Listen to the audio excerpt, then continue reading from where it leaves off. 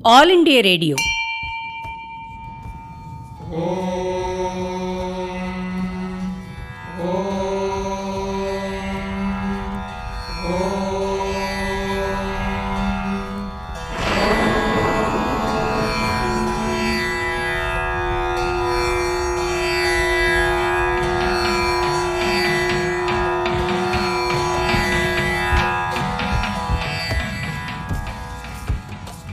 திருமுறை மலர்கள் எமது வானொலி களஞ்சியத் தொடரின் 20ஆம் பகுதி. எழுதியவர் பரமக்குடி மே. ஸ்ரீனிவாசன். தென்னார்காடு மாவட்டத்தின் தற்போது கடலூர் மாவட்டத்தின் வட மேற்கில் உள்ள நடுநாட்டின் ஒரு பகுதிதான் சேதி நாடு. இதனை மலையமாநாடு என்றும் கூறுவர். இது இன்றைய திருக்கோவலூர் பகுதிகள். இப்பகுதியை ஆண்ட மன்னர்தான் சிவனடியார்களில் ஒருவராகிய மெய்ப்பொருள் நாயனார். இப்பகுதி மன்னர் வழியில் வந்தவர் சேதிராயர். இவர் சுந்தரமூர்த்தி சுவாமிகளை வளர்த்த நரசிங்க முனையரையர் வழியில் வந்தவர். அடியார் பக்தியிலும் சிவபக்தியிலும் சிறந்து விளங்கினார். இவர் முதல் குலோத்துங்கன் காலமாகிய கிபி 1070 1120 ஆண்டு வரை வாழ்ந்திருக்கலாம் என்று கருதப்படுகிறது. இவர் தம்மை ஏயுமாறு எழில் சேதியர்கோன் என்று குறிப்பிடுகிறார். இவர் பாடியது ஒரு பதிகம், அதுவும் தில்லையை பற்றியது. இதுவே திருவிசைப்பாவில் இறுதியாக அமைந்த 28வது பதிகம். தில்லை நடராஜ பெருமானிடத்து காதல் கொண்ட பெண்ணின் நற்றாய் கூறும் மொழிகளாக அமைந்தது இப்பதிகம். அந்தாதித்துடையில் அமைந்த பதிகம் இப்பதிகம். இப்பதிகத்தின் 10 பாடல்களில் யானையை உரித்த செய்தியை இருமுறையும், பன்றியின் பின் சென்றது, நான்முகன் சிரம் கிள்ளியது, அருக்கன் பல் இருத்தது, புறமெரித்தது, விடமுண்டது, யமனை உதைத்தல் போன்ற புராண வரலாறுகளை பாடுகிறார். திருவிசைப்பாவின் இறுதி பதிகமாக அமைந்த இப்பதிகம் சேதிராயர் திருக்கடைக்காப்பு என்று கூறப்படுகிறது. ஒரு தாய் தன் பெண் தில்லை நடராஜ பெருமானை காதலித்து அவனது அருள் பெறாமையினால் அவனை நினைந்து விம்மி அழுவதையும் அவனது அருளை பெற இரத்தலையும் கூறுவதாக இப்பதிகம் அமைந்துள்ளது. இப்பதிகத்தில் தேவாரத் தொடர்களும் அமைந்துள்ளன. திருவாசகத்தில் அமைந்த திருத்தசாங்கம் என்னும் பதிகம் போன்றது இப்பதிகம். இனி அடுத்த பாடலில் பிரம்மன் தலையை கொய்த வீரட்டத்தை கூறி தன் மகள் தான் வளர்க்கும் கிளி இறைவன் திருப்பெயரை கூற வேண்டும் என்று சொல்வதை கூறுகிறாள்.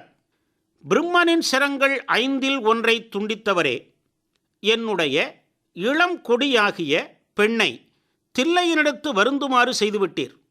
என் பெண் தான் வளர்க்கும் பசுங்கிளியை பார்த்து, ஏ கிளியே, நீ சிவபெருமானை உமாதேவியை தன் இடப்பக்கத்தில் வைத்திருப்பவன் என்றும் கொன்றை மாலையை அணிந்த திருமார்பை உடையவன் என்றும் கூறினால் நான் பிழைப்பேன் என்று சொல்லுகிறாள் நற்றாய். அங்கமலத்து அயன் சிரங்கள் 5இல் ஒன்றை அறுத்தவன் கான் என்பது அப்பர் தேவாரம். சிவபெருமானின் அட்ட வீரட்ட செயல்களில் ஒன்று பிரம்மனுடைய சிரத்தை கொய்தல். ஆதியில் பிரம்மனுக்கு 5 தலைகள் இருந்தன. சிவபெருமானைப் போலவே நமக்கும் 5 தலைகள் இருக்கின்றன என கருதி நாமும் அவனும் ஒரே தன்மையர் என ஆணவம் கொண்டான் பிரம்மன். எனவே இறைவனோ பிரம்மனின் நடுத்தலையினை கொய்தான். பிரம்மனின் மண்டையோடு சிவபெருமான் கையில் பொருந்தி நின்றது. ஆணவம் கொண்டோர் அழிவுற நேரிடும் என்பதை அம்மண்டையோடு பக்தருக்கு உணர்த்துகிறது. இவ்வீரச் செயல் நிகழ்ந்த இடம் தஞ்சை திருவையாறு சாலையில் தஞ்சையிலிருந்து 9 கிலோமீட்டர் தொலைவில் உள்ள கண்டியூர் ஆகும். பிரம்மனின் சிரம் கொய்திட இறைவன் மேற்கொண்ட வடுக கோலம் சிறிய சிலாரூபமாக உள்ளதை இத்திருத்தலத்தில் காணலாம். இவ்வீரச் செயலை சேதித்தீர் சிரம் நான்முகனை என இப்பாடலில் நற்றாய் கூறுகிறாள். கிளி கூறியதை திரும்ப கூறும், அதையே திரும்ப திரும்ப கூறும். எனவே தலைவி அக்கிளிக்கு மாதொருபாகன் கொன்றை மாலையான் எனும் இறைவனின் நாமங்களை கூறி இவற்றையே கிளி திரும்ப திரும்ப கூறினால் தான் உயிரோடு பிழைத்திருப்பேன் என கிளியை வேண்டுகிறாள். சிரம் கொய்யப் பெற்றதால் பிரம்மனின் ஆணவ நிலை ஒழிந்தது. தன் பெண்ணை தில்லைக்கு வருமாறு செய்தமையால் அவளது மும்மலங்களும் நீங்கின. ஆகையால் அவளை ஆட்கொண்டருள வேண்டும் என்று கூறுகிற நற்றாய் பாடல் இது. மாதோர் கூரன் வண்டார் கொள்கை, மாதோர் கூரல் வண்டார் கொள்கை மார்பல் என்று, மாதோர் கூரல் வண்டார் கொள்கை மார்பல் என்று, ஓதில் உய்வல் ஒள் பைங்கிளியே ஏனோ, ஓதில் உய்வல் உள் பைங்கிளியே ஏனோ,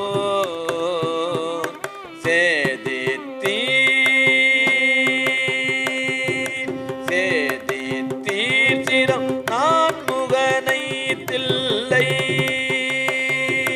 சேதித்தீர் சிரம் நான் முகனை தில்லை, பாதி தீரியல் மடக்கொடியை, சேதி தீர் சிரம் நான் முகனை தில்லை, பாதி தீரியல் மடக்கொடியை, சேதி தீர் சிரம் நான் முகனை தில்லை, மாதி தீயல் மட கொடியை.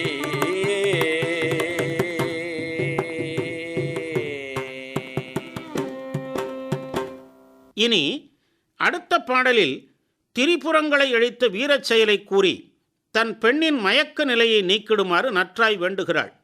இறைவனே, உம்மை பகைத்த 3 அசுரர்களின் முப்புறத்தின் கோட்டைகள் தகருமாறு செவ்விய மேருமலையாகிய வில்லின் அடியை காலால் மிதித்து வளைத்தவரே, பூங்கொடி போன்ற இடையை உடையவளும் இளமை அழகு வாய்ந்தவளும் கொம்புகளைக் கொண்ட இளம் பெண் யானை போன்றவளுமான எனது பெண்ணை என் செய்தீர்?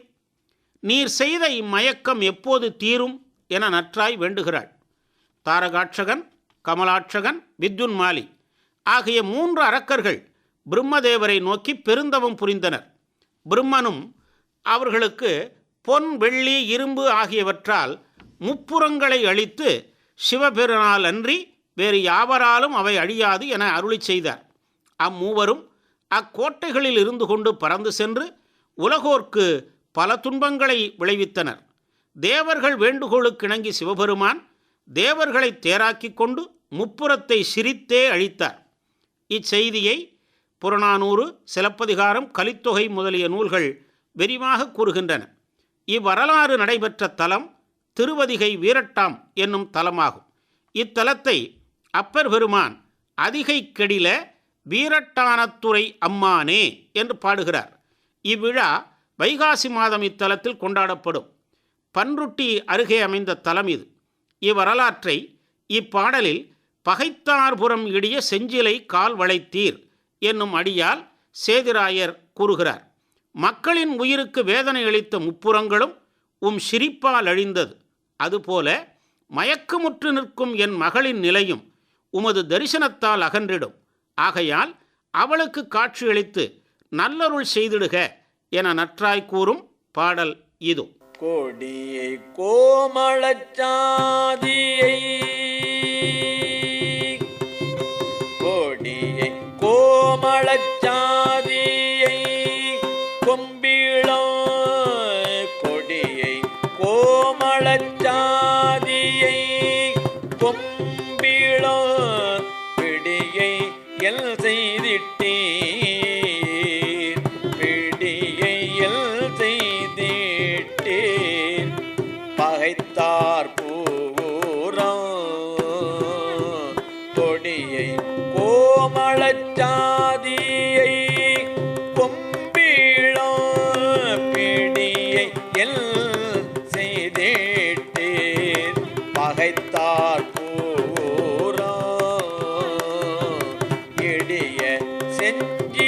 செஞ்சிலைகால், இடிய செஞ்சிலைகால் வளைத்தீரல், இடிய செஞ்சிலைகால்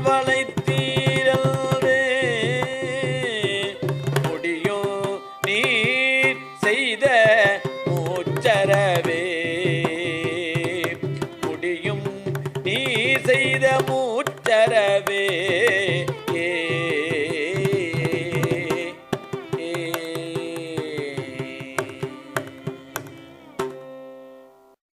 இனி அர்ஜுனன் பாசுபதம் பெற்ற வரலாறு கூறி தன் பெண்ணை துன்புறுத்த வேண்டாம் என நற்றாய் வேண்டுகிறாள். பிறைச்சந்திரன் போல விளங்குகின்ற நெற்றியினை உடைய மிகுதியான வளையல்களை அணிந்த என் பெண், உன்னை சனகாதி முனிவர்களுக்கு அறமுறைத்த வடிவினனே, அர்ஜுனனுக்கு பாசுபதம் அருளச் சென்றபோது மூகாசுரன் என்னும் பன்றியின் பின் சென்ற வேடனே, என்னை துன்புறுத்தாதே என அரற்றுகிறாள். மேலும் வண்டுகள் நிறைந்த சோலைகள் சூழ்ந்த தில்லைப்பதியில் எழுந்தருளிய பெருமானே எனவும் அரற்றுகிறாள். அவளுக்கு அருள் செய்திடுக என்கிறாள் நற்றாய். ஒரு சமயம் சனகாதி முனிவர்களுக்கு வேதப்பொருளில் ஏற்பட்ட ஐயங்களை போக்கியருள வேண்டினர். அதன்படி ஞானப்பத பொருளை சொல்லால் சொல்லி காட்டுவது அன்றாதலின் மௌன நிலையை மேற்கொண்டு யோக நிலையில் அமர்ந்து சின்முத்திரையை காட்டியருளினார். இறைவனே, நீ இத்தகைய அற வடிவினனாக இருந்தும் இவளுக்கு அருளாதது ஏனோ என்கிறாள் நற்றாய். அர்ஜுனன் பாசுபதமிரம் வேண்டி தவம் மேற்கொண்டான். அப்போது அர்ஜுனனை அழித்திட கௌரவர்கள் மூகாசுரன் என்னும் பன்றியை அனுப்பினர். இறைவன் சிவபெருமான் அர்ஜுனனை காப்பாற்ற வேடனாகி பன்றியை துரத்தி வந்தார். இறுதியாக அர்ஜுனனும் இறைவனும் பன்றியை வீழ்த்த வந்திருப்பது பரம்பொருள் என உணராத அர்ஜுனன் இறைவனுடன் போரிட்டு இறுதியில் சிவதரிசனம் கண்டு பாசுபதமும் பெற்றான் என்பது மகாபாரதம். இந்நிகழ்வு நடந்த தலம்தான் திருவேட்களம் என்னும் தலமாகும். சிதம்பரம் அண்ணாமலை நகரில் அமைந்திருக்கிறது இத்திருக்கோவில். இக்கோவிலின் முன்மண்டப தூண்களில் இறைவனும் இறைவியும் வேடுவ வடிவத்தில் செல்வது, அர்ஜுனனுடன் போரிடுவது போன்ற சிற்பங்கள் உள்ளன. உற்சவ மூர்த்திகளில் பாசுபத மூர்த்தியும் அர்ஜுனன் திருமேனியும் மிகச் சிறப்பானவை. வைகாசி விசாகத்தில் பாசுபதம் வழங்கும் திருவிழா நடைபெறுகிறது. சம்பந்தரும் அப்பரும் இத்தலத்தை பாடுகிறார்கள். அன்று வேடனாகி பன்றியை துரத்தினாய், அது அன்பில்லாத மூகாசுரன். நான் உன்மீது மிகுந்த அன்பு கொண்டு உன்னை அடைய அரற்றுகிறேன், என்னை துன்புறுத்தலாமோ என்று பெண் கேட்கிறாள். அவளுக்கு நல்லருள் செய்க என நற்றாய் வேண்டும் பாடல் இது. அரவனே அன்று பல்டிப்பில் ஏகிய மரவனே எனை வாதை செய்யேல் எனும் அரவனே அன்று பண்டி பின்னேகிய மரவனேயனை வாதை செய்யேல் எனோ சிறை வண்டார் பொழில் தில்லையுளீரெனும் சிறை வண்டார் பொழில் தில்லையுளீரெனும் பிறை குலாம் நுதல் பெய்வளையே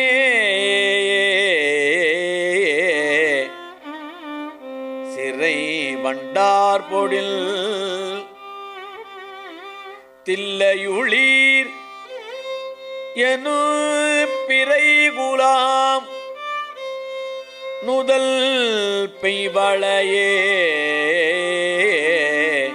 பெய்வளையே.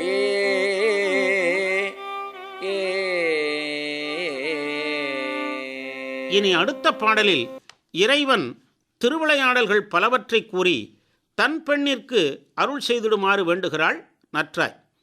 தென்றல் காற்று உலாவும் சோலைகள் சூழ்ந்த தில்லைப்பதியில் திகழும் பெருமானே, தக்ஷன் வேள்வியில் கலந்து கொண்ட சூரியனின் பற்களை உடைத்து தார்காவனத்து முனிவர்கள் அனுப்பிய யானையை கொன்று மார்க்கண்டேயருக்காக யமனை உதைத்து அவன் உயிரை வதைத்தீர் என்று உம்மை எம் பெண் கூறிக்கொண்டு உம்மிடம் கொண்ட காதல் காரணமாக இவள் ஒன்றுக்கும் உதவாமல் இருக்கிறாள் என நற்றாய் கூறுகிறாள். தக்ஷன் தன் ஆணவத்தால் வரம் தந்த சிவபெருமானை நீக்கி ஒரு வேள்வி செய்தான். யாகத்திற்கு வந்த உமையம்மையை இகழ்ந்தான். இறைவன் கோபத்தினின்றும் வீரபத்ர கடவுளும் அம்மை கோபத்தினின்று காளியும் தோன்றி யாகத்தை அழித்தார்கள். தக்ஷன் தலையை வெட்டி குண்டத்தில் இட்டனர். யாகத்தில் கலந்து கொண்ட சூரியனின் பற்கள் உடைக்கப் பெற்றன. இதனை அன்று அருக்கனை பல்லிருத்து என்று கூறுகிறார் சேதிராயர். இவ்வீரச் செயல் நிகழ்ந்த இடம் திருப்பரியலூர் என்று கூறப்படும். மக்கள் வழக்கில் இன்று கீழ்ப்பரசலூர் என்று கூறப்படுகிறது. இங்குள்ள கரிக்குளமே யாகம் நடந்த இடம். இத்திருக்கோவில் தக்ஷசம்ஹாரமூர்த்தி சன்னதி பார்க்க வேண்டிய ஒன்றாகும்.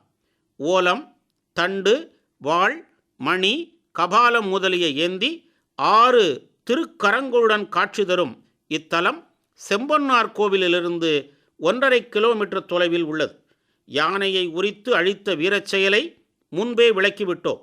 இங்கு அதனை யானையை கொன்று என்றார்.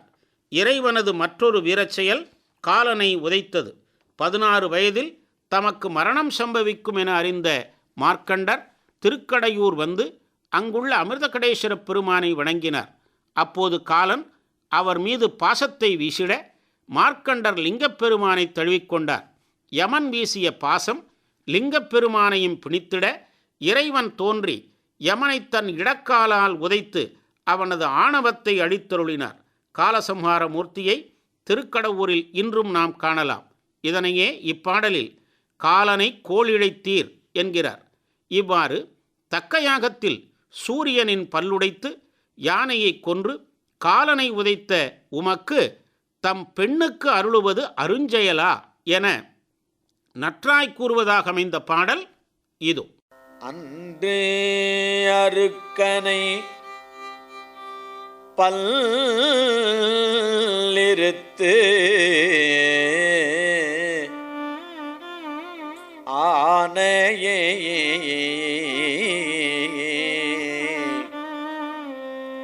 கொன்று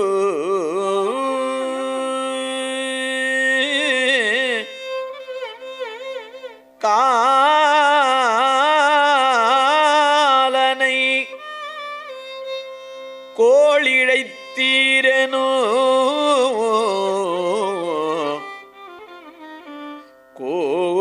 கோள் இழைத்தீர் எனோ தெண்டலார் பொழில் தில்லையுளீர் இவள்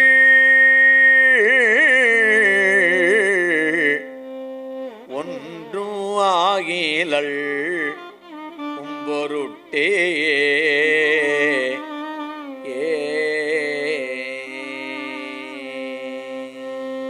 இனி இறுதிப்பாடல் திருக்கடைக்காப்பாக மலர்கிறது. இப்பாடலே திருவிசைப்பாவின் நிறைவு பாடல். சகல வளங்களும் பொருந்தும் விதத்தில் அழகிய சேதி நாட்டிற்கு அரசனாகிய சேதிராயர் என்பார். தில்லைப்பதியில் எழுந்தருளியுள்ள தலைவராகிய நடராஜப் பெருமானை விரும்பி புகழ்ந்துரைத்த 10 பாடல்களையும் தூய்மையான நெறியில் நின்று பாடுகின்றவர்கள் சிவலோகத்தில் மேலான பேரின்பத்தை அடைந்திருப்பர் என நற்றாய் கூற்றாக இப்பதிகம் நிறைவு பெறுகிறது. இப்பாடலில் தம்மை ஏயுமாறு எழில் சேதியர்கோன் என குறிப்பிடுவதால் இவர் சேதி நாட்டு அரசன் என்பது தெளிவாகிறது. பெரிய புராணத்தில் அடியவர்களை நாயனார் என்று கூறுவது வழக்கம். இப்பாடலில் நடராஜப் பெருமானையே தில்லை நாயனார் என்கிற கூறுகிறார். தூய்மையான நெறி என்பது மகன்மை நெறி, தொண்டு நெறி, தோழமை நெறி, சன்மார்க்க நெறி என்னும் 4 வகை நெறிகளையும் குறிக்கிறது. எனவே இவற்றை தூய ஆறு என்கிறார். இப்பாடல்கள் வழி நின்று இறைவனை துதித்தால் சிவலோகத்தில் பேரின்பம் அடையலாம். அப்பாடல் இது. ஏயும் மாரழில் சேதிபர் கோன் தில்லை ஏயும் மாரழில் சேதிபர் கோன் தில்லை ஏயும் மாரழில் சேதிபர் கோன் தில்லை நாயனாரை நயந்துரை செய்தன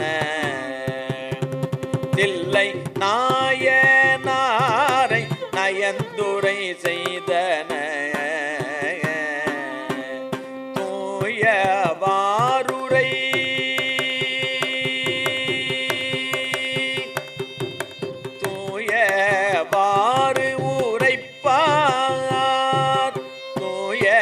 தூயவாறு ஊரைப்பார் தூரக்கத்திடை ஆய இல்பம் எய்தி இருப்பரே. தூயவாருரை பார் தூரக்கத்திடை ஆய இல்பம் எய்தி இருப்பரே.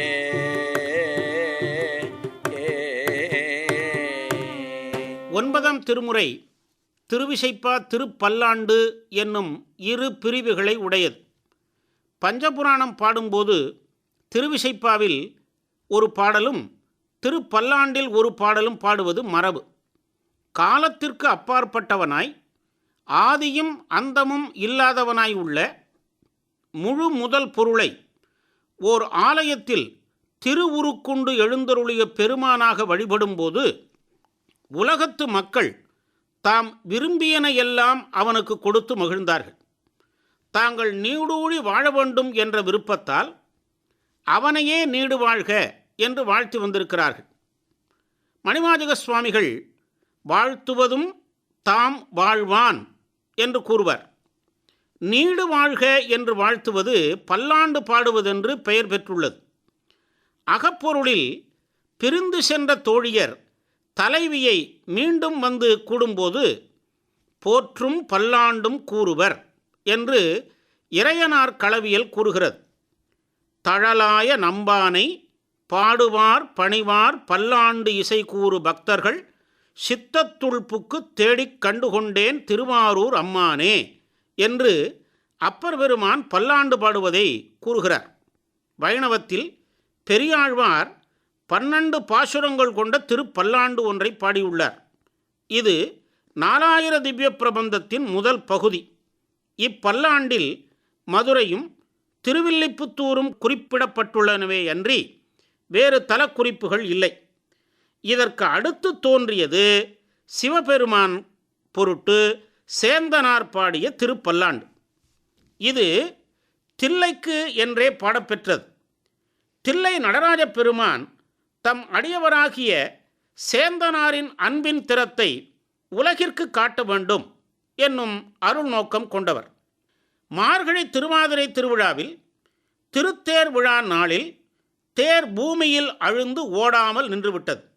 அப்போது அன்பர்கள் யாவரும் அறிந்திட சேந்தனார் திருப்பல்லாண்டு என்னும் இத்தருப்பதிகம் பாட திருத்தேர் தானே அசைந்து ஓடும் என்று இறைவன் சொல்ல, அவ்வாறே திருப்பல்லாண்டு சேந்தனார் பாட தேர் ஓடி நிலையினை அடைந்தது.